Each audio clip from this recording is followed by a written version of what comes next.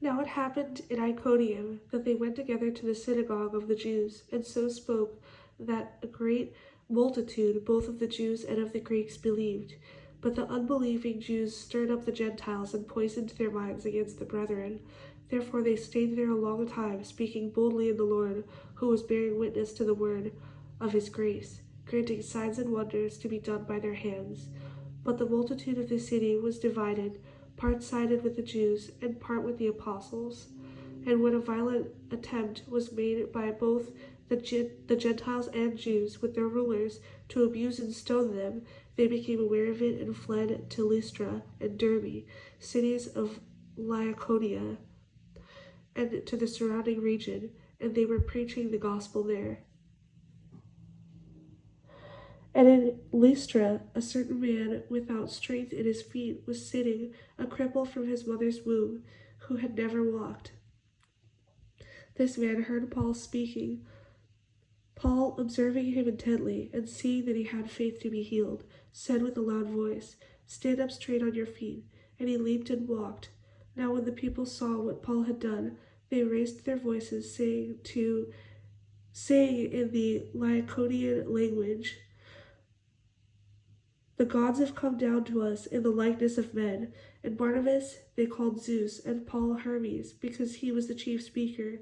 Then the priest of Zeus, whose temple was in front of their city, brought oxen and garlands to the gates, intending to sacrifice with the multitudes. But when the apostles Barnabas and Paul heard this, they tore their clothes and ran in among the multitude, crying out and saying, "Men, why are you doing these things? We also are men with the same nature as you, and preach to you that you should turn from these useless things to the living God, who made the heaven, the earth, the sea, and all things that are in them, who in bygone generations allowed all nations to walk in their own ways. Nevertheless, he did not leave himself without witness, in that he did good, gave us rain from heaven and fruitful seasons, filling our hearts with food and gladness." And with these sayings they could scarcely restrain the multitudes from sacrificing to them. Then Jews from Antioch and Iconium came there, and having persuaded the multitudes, they stoned Paul and dragged him out of the city, supposing him to be dead. However, when the disciples gathered around him, he rose up and went into the city, and the next day he departed with Barnabas and Derbe. And when they had preached the gospel to the city and made many disciples, they returned to Lystra, Iconium, and Antioch, strengthening the souls of the disciples, exhorting them to continue in the faith, and saying, "We must through many tribulations enter the kingdom of God." So when they had appointed elders in every church and prayed with fasting, they commended them to the Lord, in whom they had believed. And after they had passed through Pisidia, they came to Pamphylia.